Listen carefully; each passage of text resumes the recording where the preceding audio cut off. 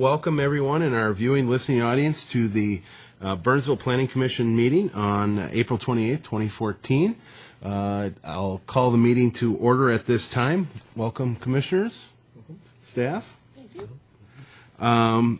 Let's see, the first item on the agenda is the adoption of the agenda. Any changes from commissioners? No changes. Staff? The only item that we have is number 3, the application for Adam Severin. The applicant requested that this item be continued to the next regular meeting to allow them to put together some survey work. So that item will need to be called as far as the public hearing because we did send out notices, but it actually will not be heard until the next meeting. All right. Thank you, Ms. Garros. With that, I would entertain a motion to approve the agenda. So moved. Moved by Commissioner Thomas. Second. Second by Commissioner Bradrick. All in favor, say aye. Aye. All opposed? Passes 5-0. Thank you. Second item on the agenda is the approval of the minutes from the April 14th, 2014 meeting. Any changes from commissioners? Staff? Nope. Entertain a motion. So moved. Moved by Commissioner Bradrick. Second. Second by Commissioner Tahiri. All in favor? Aye. All opposed? That passes 5-0.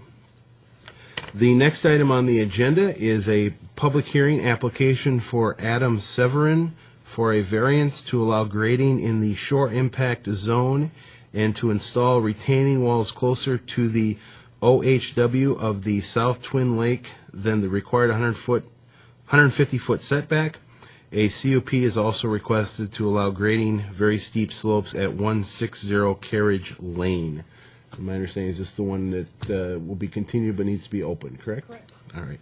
So with that in mind, I will open the public hearing for that application. Anybody here wishing to speak on it at this time? All right, we will hold it open and continue it until the meeting of May 12th, 2014. Is that correct? Correct. All right. Do we need a motion or anything on that? Just to... I believe to continue. I believe so. Okay. I move that we continue the public hearing until the next planning commission, May 12th. May May 12th. 12th, 2014. All right, motion by Commissioner Julich, second. Second by Commissioner Bradrick. All in favor? Aye. All opposed? That will pass as 5-0 and will be continued to the May 12th, 2014 regular meeting. All right. The next item on the agenda is a public hearing application for Falk and Foster Real Estate, Inc. for a CUP amendment to expand the lease area to allow additional ground equipment, building, and shelter for the existing cell tower site at 12100 River Hills Drive, Red Oak Park. Ms. Garros. Thank you. All I have to do is figure out how to get this up on the screen here. There we go. Great. Thanks. The application that's before you is a conditional use permit amendment application. Falk and Foster is doing some work for Verizon Wireless, and they are looking to amend the conditional use permit for the existing cell tower and equipment compound that's located at Red Oak Park.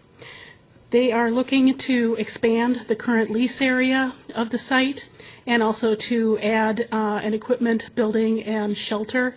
And these things do require us to amend the former conditional use permit because it's an expansion above the percentage allowed by the ordinance, and staff is not able to administrate or administratively approve that. So it is here before you tonight. The subject site is located in Red Oak Park. Red Oak Park is about 35 acres, and it is surrounded by primarily residential uses, single family on the north and the east sides, and then higher density townhomes to the south. The location of the existing power and ground equipment is on the easterly side of the park.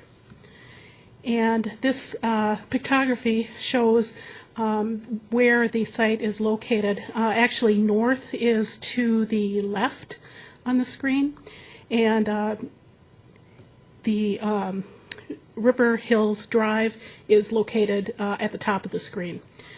The existing tower is 125 feet tall. It was located and approved in 2009. The tower replaced an existing light fixture at that time, and what is kind of unique about this particular site is although the tower is north and east of the hockey rink, the actual ground compound site is located off to the east in the wooded area that you can see on the screen. In terms of the application, there is one additional small 20-foot tower located in Red Oak Park. It's located on the south side of the park, and that was installed in the early 2000s to monitor airplane noise, and that is existing. As I said, the conditional use permit that we're amending was approved by council in 2009. And at that point, they replaced an existing light fixture. There are no additional lights that are proposed with this application. What we're primarily talking about is expanding the lease area, which on this screen is showed in the center. It's kind of small and hard to see, so I will go to a different screen. But primarily, they're expanding the lease area, and they do need to bring in some additional fiber and gas utilities to the site to accommodate this as well. And those will be coming in from the easterly side of the park near River Hills Drive. On this screen, if you look to the right screen, the enlarged site plan, this shows you primarily what is being proposed. There is an existing 10 by 10 leased area, or 100 square feet leased area. And in order to provide the services that Verizon Wireless is looking to do, they need to increase that from a 10 by 10 to a 10 by 32 square foot lease area. The lease area itself is a separate negotiation that happens at the city council level. We do have a staff member in our IT department that does the negotiations for all leases on city property. So just to let you know that that is a separate item, but it does go along with this application. What is being proposed is there is a small equipment building that's being proposed in the center part of the compound area. This is a 36 square foot building, very small, and there's also a small shelter that's proposed at the base of the tower.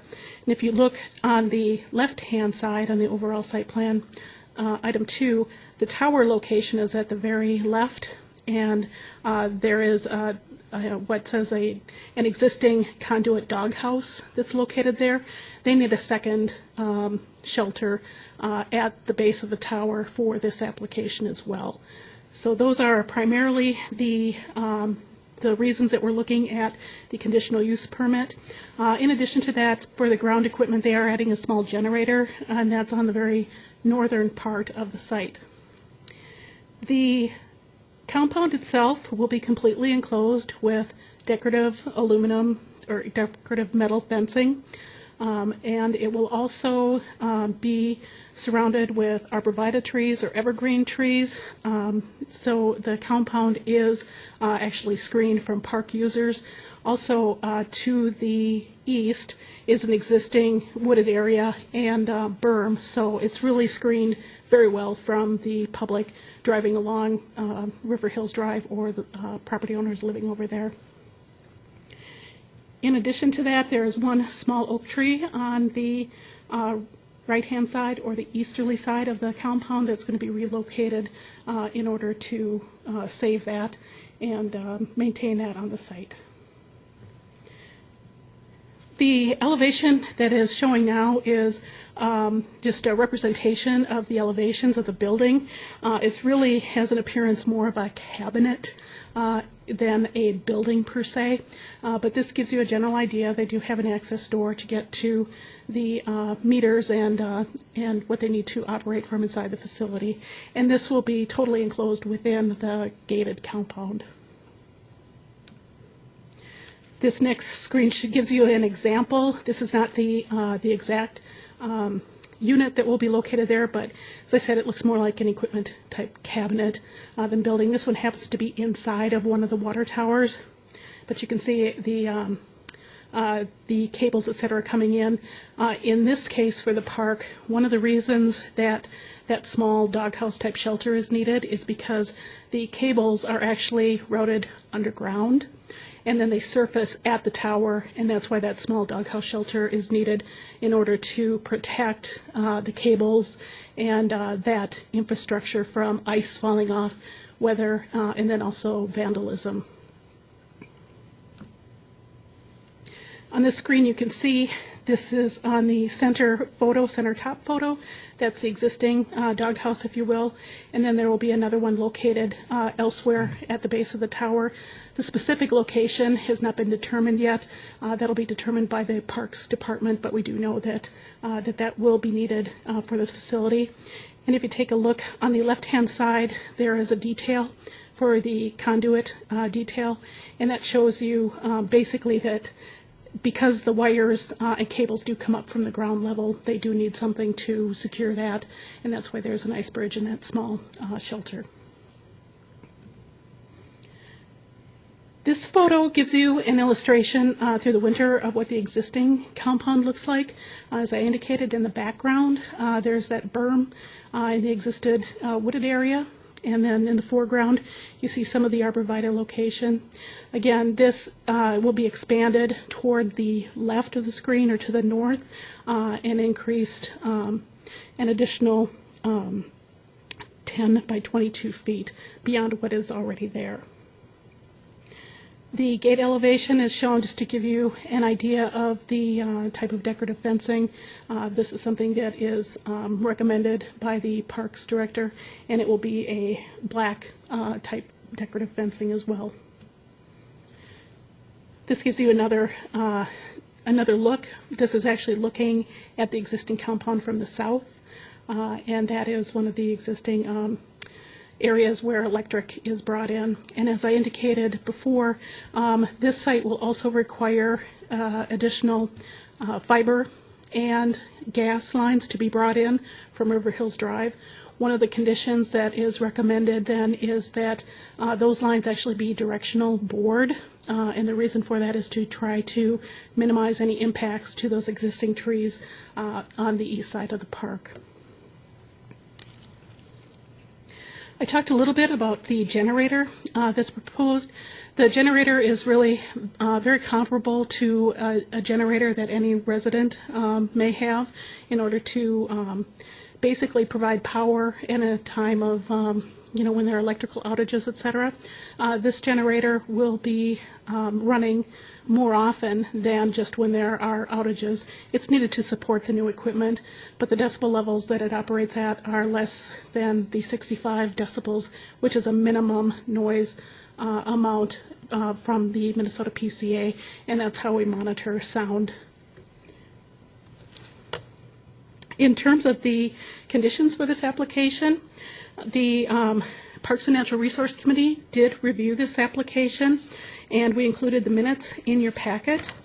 They reviewed the application on April 7th and recommended approval of the application subject to a number of conditions. The majority of the conditions have already been incorporated into the plans that we just reviewed this evening and that were part of your packet. In addition to that, there are a couple of conditions from the PNRC minutes that will be incorporated and are appropriate for the lease agreement, not as much for the conditional use permit. So with that, the recommendation from PNRC and from city staff is that the conditional use permit amendment be approved, subject to, number one, the installation of that gas and fiber. Those lines need to be directionally bored. Number two, the equipment building will be a matte black in color. That's one of the items PNRC wanted to see. Number three, applicant shall be responsible for maintenance of the fencing and landscaping around the equipment compound. That is a fairly standard agreement in these cases. And number four, prior to construction, the applicant needs to execute a lease agreement with the city of Burnsville. And with that, I have no other comments, and I'll stand for questions. Thank you, Ms. Garros. Commissioners, any questions for Ms. Garros? Mr. Yes, Julik? Mr. Julik. Thank you, Chair. Just quick, on the fence, the fencing that's there looks pretty nice. They're going to replace that, I take it? Yes, there is some, the Parks Commission and the Parks Director took a look, and they do want to see a different style of fencing, so that will be continued all the way through. I don't have a color, a rendition other than the example that's as part of the plans. But it's it's not a completely solid fence. It's called like a shadow box effect. So I believe that it will actually provide a little bit more screening than the current wrought iron type fence that is at the site now. So the intent was to screen more than the existing wrought iron, I Yeah, take it? and just to make sure that, that the majority of the site you really can't see. So with the combination of the fence and the additional plantings, the Parks Department and PNRC believe that it'll be adequately screened from the users of the park. All right, and the gas line, I take it, that's for the generator, or are they running the generator off natural gas, or? I will have the applicant address that. Not sure exactly what that is for, but I believe that is the case. Okay, all right. That's all I had. Thank you. Any other questions for Ms. Quiros? Thank you. Thank you. And if you could step forward and give us your name and address for the record, and we'll go from there. My name is Randy Iskerika, Iskierka. My address is 100 River Edge Way, Fridley, 55432. Right. Thank you, sir, for coming. You're welcome. I think Mr. Julik had a question. Yeah, the reason for the natural gas is... That is the generator is powered by natural gas. All right. And is the generator just run during power outages, or is It is also run during testing. Occasionally, Verizon does run the generator as a test.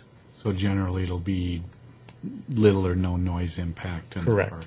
And it'll be run during daylight hours. Okay, all right, thank you. Any other questions?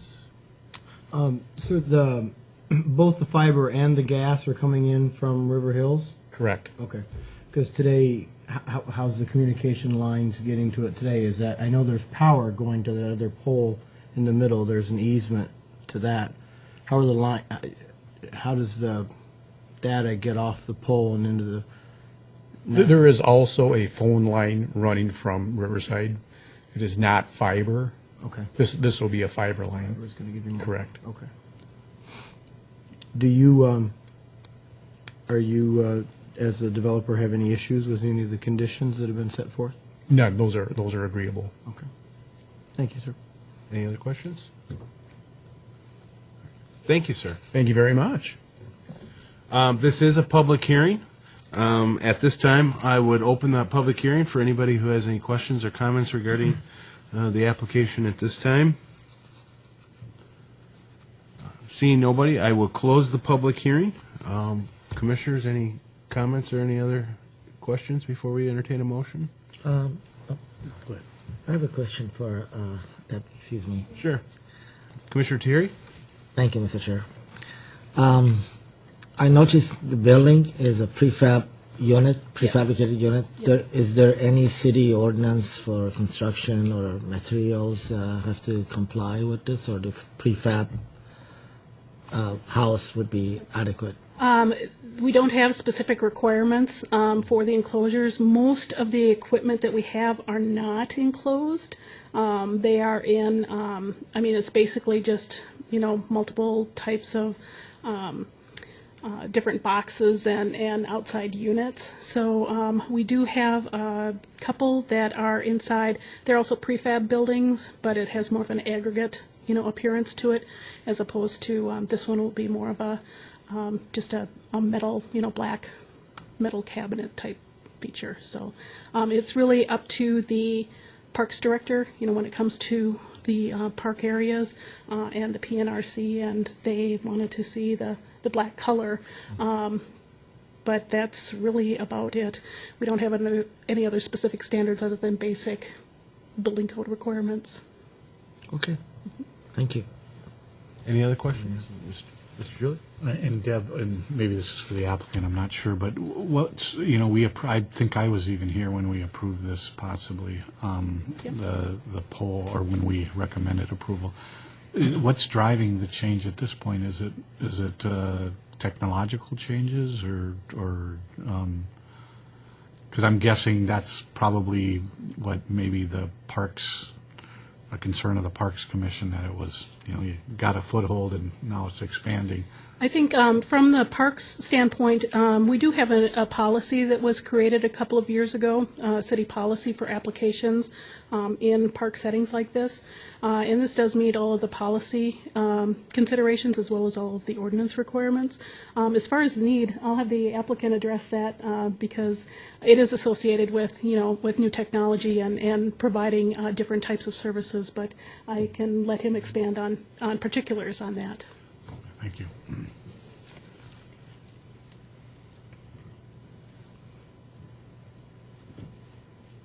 In this particular case, it is a capacity issue. I don't know if a lot of people understand that cell tower antennas have limited capacity.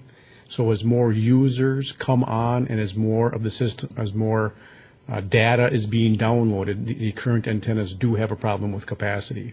So frequently, as technologies advance and more data is being downloaded, movies are streamed and videos are being watched, a lot of people are switching from their home internet service is also going wireless, so this adds to capacity. So frequently, companies will come through a city and then add more capacity throughout the system. Okay, thank you. You're welcome. Any other questions?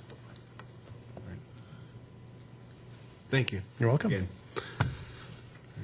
Any comments or any other issues before we? With that, I'd entertain a motion at this time. I'll move to that the Planning Commission recommend to the City Council approval of the CUP amendment to expand the lease area, construct a 36-square-foot equipment building and small metal shelter at 12100 River Hills Drive, Red Oak Park, subject to the following conditions. 1, installation of the gas fiber lines running from River Hills into the compound shall be directionally bored and adjusted in the field to minimize potential impact to any existing trees. 2, equipment building shall be matte black in color. 3, the applicant shall be responsible for maintenance of the fencing and landscaping around the equipment compound. And 4, prior to construction, the applicant shall execute a lease agreement with the City of Burnsville. Thank you. A motion made by Commissioner Julich, second. Second by Commissioner Bradrick. All in favor, say aye. Aye. All opposed, that would pass 5-0. And this item will go to City Council. Their meeting on May 6th. I believe is the date. Right. Good luck, sir. Thank you for coming. Thank you. Have a good evening. All right. The next item on the agenda is any updates, commissioners? Any interesting information we should know about? The audience should know about? None from me, Chair. All right. Thank you. Staff, any updates? Not anything in particular? Other than I think we have our regular scheduled meeting May 12th again. All right. With that, I'd entertain a motion to adjourn. Motion by Commissioner Bradrick, second. Second. Commissioner Tahiri, all in favor, say aye. Aye. Opposed, we are adjourned. Thank you.